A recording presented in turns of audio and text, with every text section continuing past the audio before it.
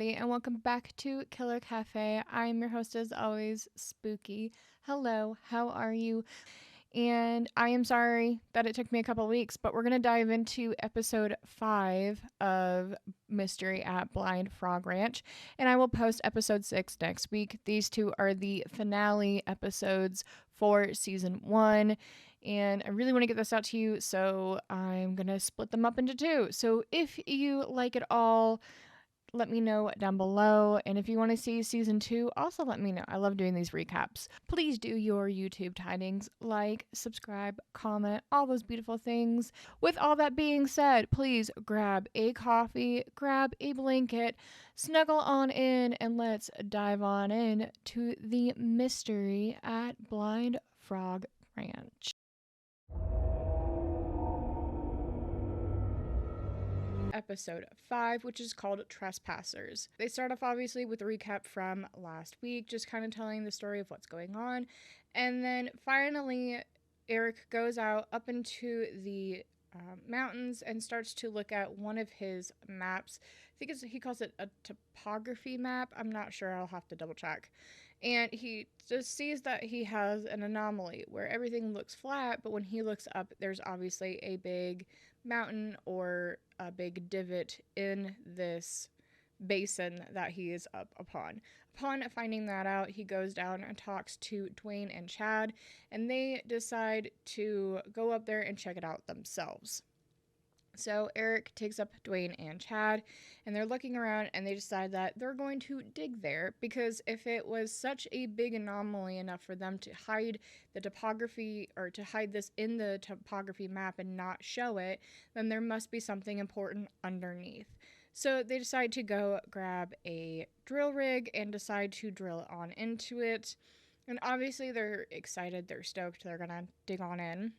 As always, it's not very smooth sailing for them, because the drill rig manages to hit the rock bed as they're digging in, because obviously it's a part of a mountain, there's tons of rock bed, and all of a sudden it just pierced through and goes on in. So they think that they have finally managed to hit this cavern, and as they're going in, the drill doesn't even need to spin anymore. They just keep on pushing through, and they're super stoked because they finally think that they've hit a dry entrance into this cavern that they've been trying to get into since the very beginning of this season, right? So as they do that, all of a sudden the drill breaks. Something happens where either something malfunctions or breaks on the actual drill itself. They have to stop drilling. So as they stop drilling, Charlie Boy decides to take his metal detector and start sweeping the area around this site to see if he can't find anything else while they're digging. Because mind you, they have found a multitude of different things throughout this season that have kind of shown them where to go for the digging or drilling. So as he's going through, his metal detector hits a point, and they're super stoked. So they call everybody over because they think that they found something that's very interesting. Only to find out that their drill bit didn't go into a cavern. It skidded up the rock bed and through the topsoil, and that's what they found. Another rock. No, it ain't a rock. Oh, yeah. What the hell? It's a drill stem. Yeah, it is. So unfortunately, it was not what they originally wanted, obviously, but they realized, like, okay, we're not getting in it this way. We have to figure out a different way. So they decide to bring in a GPR data team. Now, this data team is consistent of 2 people. They come out to the ranch and obviously meet Duane and Eric and everybody. And Eric is kind of spearheading this GPR sweep. So they decide 3 different points to hit at. One of them is the energy zone. One is above on the anomaly from the topography graph or map. And the other one is the original dig site. So they manage to go through each site, and they get to the energy zone. When they get to the energy zone, they realize as they're going through that something is just not right. It's almost as if a steel plate about 4 feet down is causing their device to malfunction. And both of the men say they've never seen this before. It's a very weird anomaly. And normally you would see this in a city, not somewhere up in the mountains where you don't have a electric grid around you. Way out here in the middle of nowhere, I wouldn't expect to see anything interfering. Something highly reflective, not a sandstone bedrock that you see right here. So we flashed then into the night, and they show this anomaly because these GPRs go about 50 to 60 feet down, and they had no other issue other than in this specific energy zone. So they don't really know what to do. Everything's going wild. So they decide then and there that the next day they're going to go grab the track hoe and they're going to dig in that spot and see if they can't find whatever this anomaly was. So the next day they flash forward in, start digging, and find absolutely nothing. Now, okay. Now mind you, right? this show has had a multitude of crazy instances that make zero sense to them, right? Like, they've had weird occurrences happening, and they've had all these weird anomalies happen, and it almost seems like it's a surprise to them when this happens in the energy zone. But then Duane goes and says, like, oh, it happens all the time in this area because everything breaks and things just glitch out. And Duane was hoping that it was gold that was like flashing up, but it wasn't. It was nothing. And they have no idea why this even happened. They even grab a metal detector, Eric does, and hops in the hole and scans the hole because he's like, there is an anomaly on this machine. There has to be something wrong with it. But nothing is found, and they're just so confused on why this is. So he hops out of the hole, tells Duane, hey, we can backfill it. There's nothing here. We don't, unless you want to dig deeper, there's nothing here. So they proceed to backfill this hole. Now, obviously, with the episode 5 being called Trespassers, we're not going to get through an episode without something going awry, correct? So as they're doing this, all of a sudden, Duane stops and hears this humming noise, this buzzing noise, and they look up and they see a drone. So they instantly ask everybody. Like, Duane immediately radios Charlie Boy, says, hey, are the cameramen, are they flying a drone right now? Is that one of ours? And Charlie Boy asks, and the producers are like, no, that's not ours. We don't know what this is. So they immediately snap into action to try to get their drone off of the ground so they can pinpoint whatever drone that was.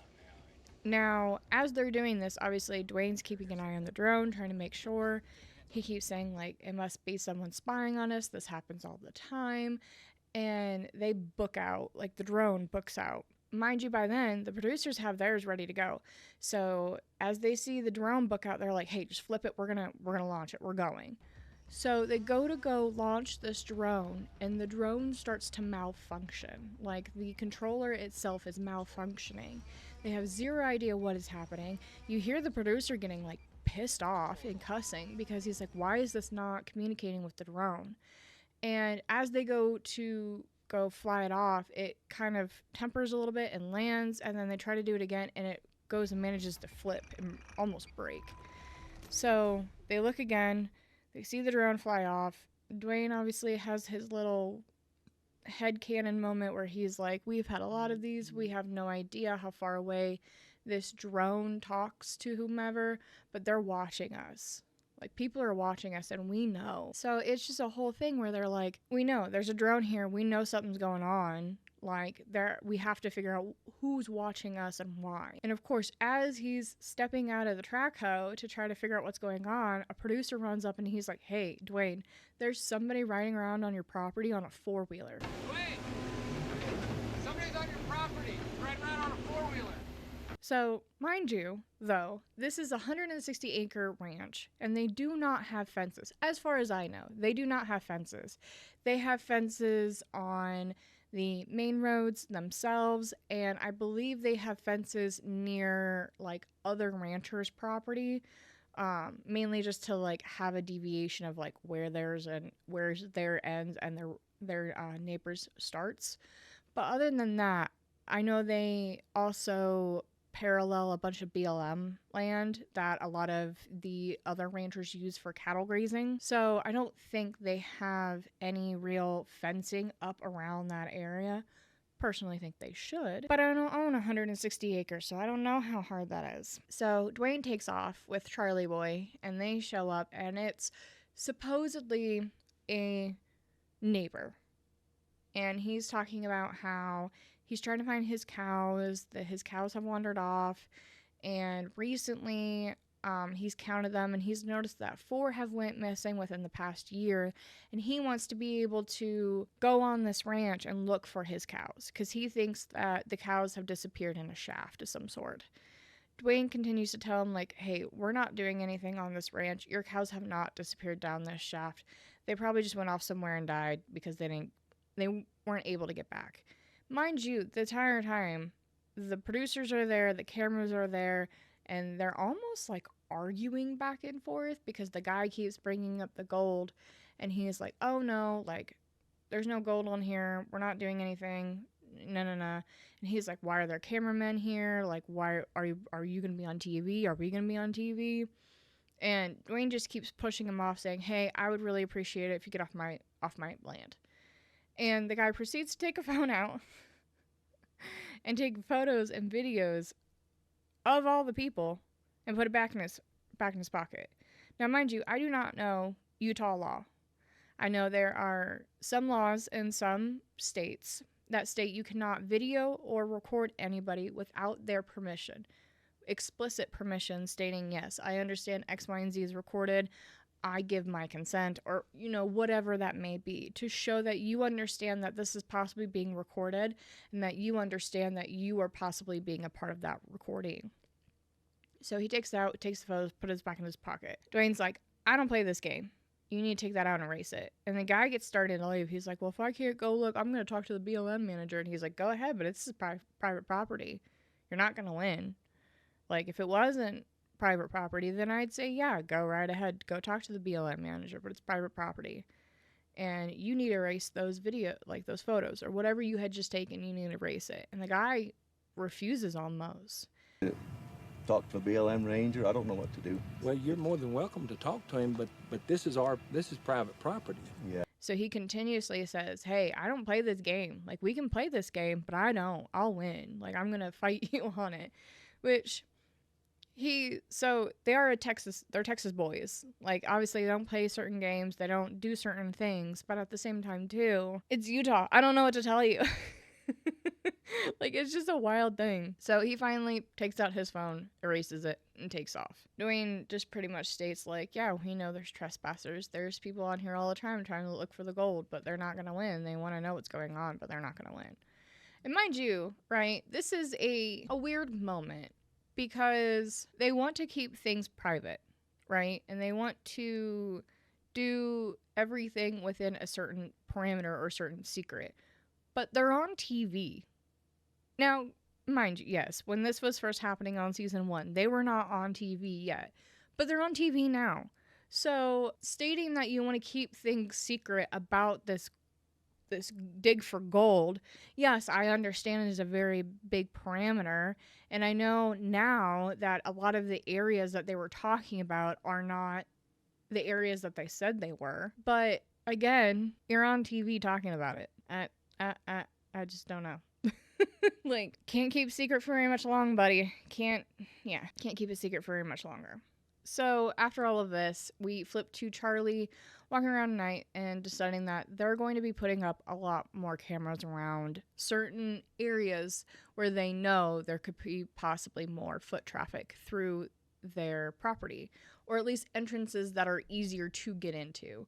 So they put a couple on a creek area, and they put a few more where he considers it a choke point where a lot of people will go in and out of this specific area. And he even says that a lot of people are very intrigued and interested because they're a lot like Skinwalker Ranch. They've had a lot of issues go on. They've had a lot of investigations. Obviously, with how publicized Skinwalker Ranch is and with how infamous I guess it is. The town itself, I believe, is very small. I have not looked up this town. I probably should. But this town is fairly small. So you have to realize when you see people coming through constantly going up to either Blind Frog or Skinwalker, it can be a huge deal for the town. And how, over these years, you've had military personnel over on Skinwalker, most likely Blind Frog as well. And there's been tons of reports and investigations about both of these ranches and having these issues. So, of course, you're going to have people super curious and want to come on and see what's going on. I don't think it's right, especially if it is private property, but people are going to do it. It's just like people going into abandoned hospitals or all these different places that are abandoned and technically off limits because people do own these properties. People still do it because they find it interesting and they want to go look, even though it is technically illegal. It is part of having not only that much acreage, but also having the stigma of what their ranch is and what has happened on their ranch. So finally, you get it where everybody sits down and they're talking. Specifically, Duane is talking about the energy zone and how everything goes wrong in the energy zone, from equipment glitching out and breaking to phones not working or specific electronics not working. And he proceeds to tell the story of his necklace and how in the beginning they were going around and they heated up some sort of sand of some kind, or at least he said there was something in his crucible. He found it dirty after they had done something, and he smacked the crucible and a chunk of metal came out instead of sand or dirt or something of that nature. And they decided to tell Eric, and Eric asked if they can show him what has happened or like what does happen. So they do. They grab sand, they sift it, they go through the whole process, throw it in the crucible, heat it up, and dump it in. And once it cools, they dump it out, and it's a triangle of metal. And Eric is just so confused. To see his brain like fritz out. Question is, I just don't know. I shouldn't say that. I'm not gonna.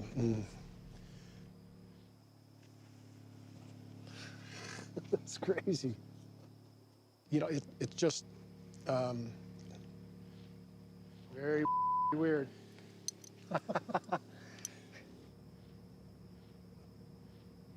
I don't see how that can happen.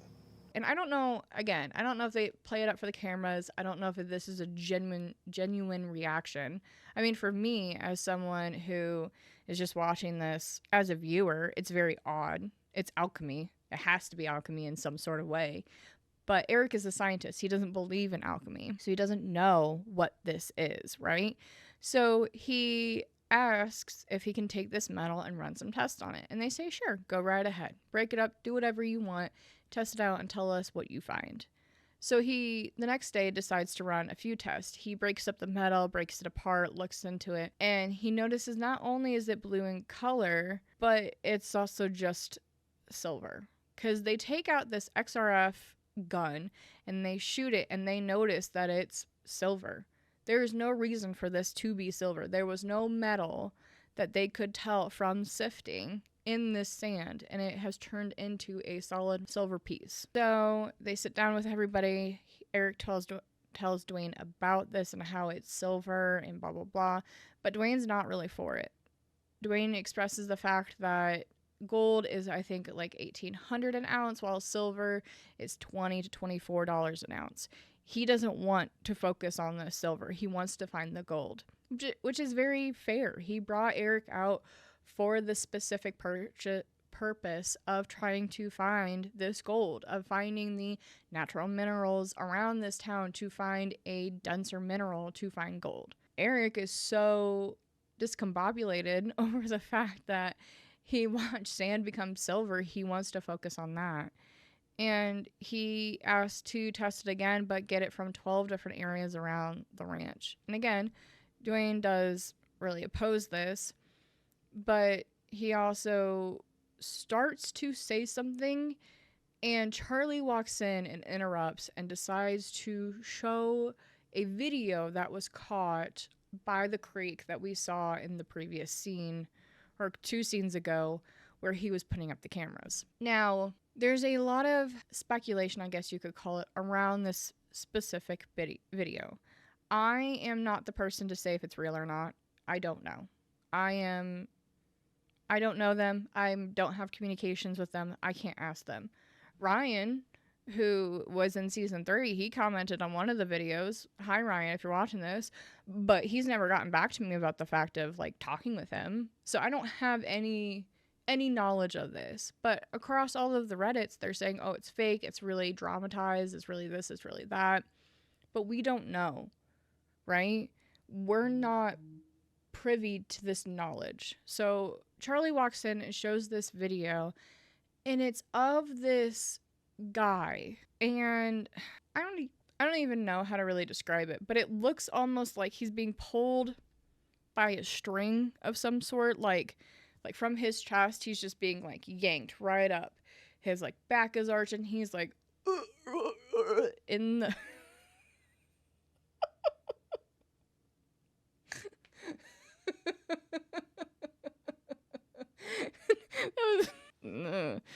he's being pulled up by a string and making these weird ass noises.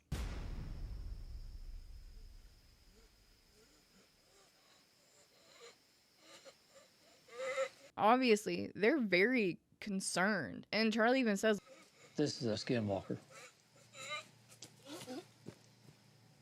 For many people, that probably would be a skinwalker. That's very concerning. That's very scary. You don't know what that person is doing, and all of a sudden they're acting wild. And mind you, you don't know if he has a mental diagnosis, obviously, or if it is a skinwalker, or if it's someone just knowing the camera's there and wanting to fuck around and make them concerned. But it's very terrifying to see.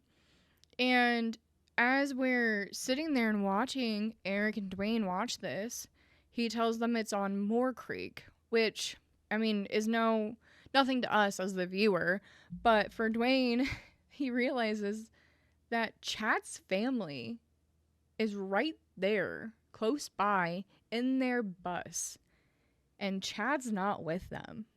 Nobody is. It's just his wife and his children. They like are staring at each other like, oh crap, this is by Chad's family. And Chad walks in, and you hear one of the producers going, man, you're gonna freak.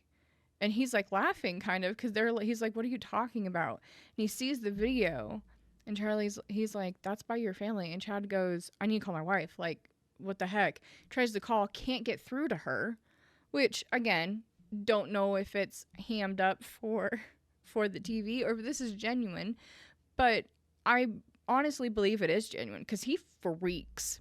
He's like, I gotta go, see them. And he hops in his 4-wheeler and peels out. And that's where they end. That's where they end the episode. My whole family's out there. I gotta go. Yeah.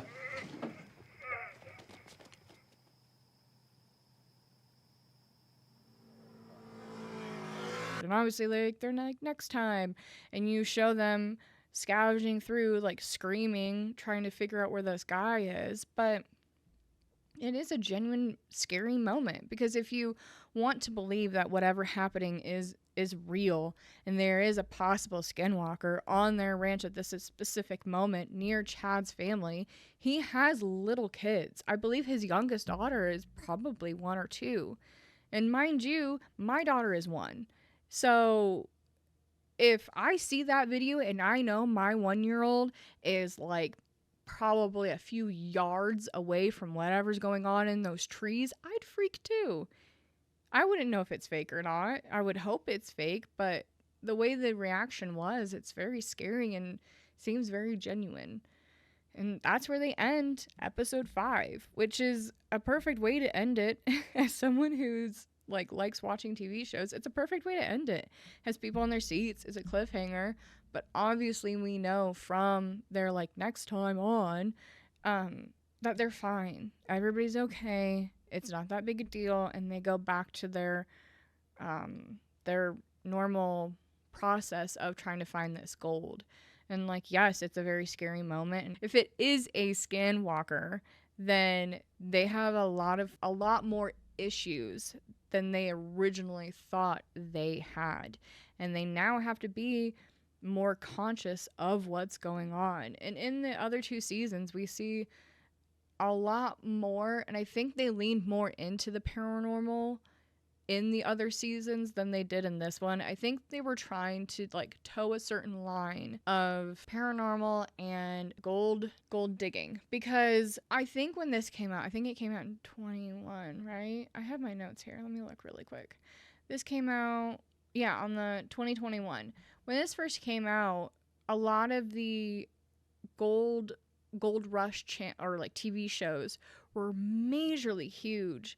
So I honestly believe they were like, okay, well, we see them doing really well. We have this family who are digging for gold on their land, and we're seeing all these crazy things. Like, we have to show this. But having a parallel, too, because they saw the massive success of the Skinwalker Ranch, which, mind you, let me look up really quick. Hold on. Let's just see when Skinwalker Ranch was released, because I'm curious. 2020. So, yeah, they produced their first season in 2020. And just from looking at it, from what I've seen, and obviously they started on March 31st of 2020, and they're still producing it today. Out of, like, IMDb out of 10, it's a 6.4, and over 90% liked the TV show from Google reviews. So I can only imagine that Skinwalker being kind of one of its kind, I guess you could say, it would be very interesting for people. So they probably had a parallel of like, we're gonna do the paranormal thing, but we're also gonna focus on the gold digging, because our gold rush TV shows are also doing really well. Mind you, this is on, I don't even know, I think it's on the History Channel, I think. But I think they produced it on the History Channel. I'm assuming it was first aired on the History Channel. So with History Channel, they have a lot of mixtures of like ancient aliens and other things of that nature. And yeah, so that was episode 5. I hope you all enjoyed that. Again, leave your thoughts down below. Please like and subscribe. And thank you if you've made it this far so much for watching. I appreciate it. I love these TV shows, so I love sharing with you all as well. And with all that being said, I hope you all have a spooktacular day and a spooktacular week or weekend whenever you are watching this. And I will see you all on Wednesday for Wickedly Wednesdays. And we're going to be diving into the season finale of Blind Frog Ranch. So I hope you all, again, have a spooktacular day, and I will see you all in the next one. Bye.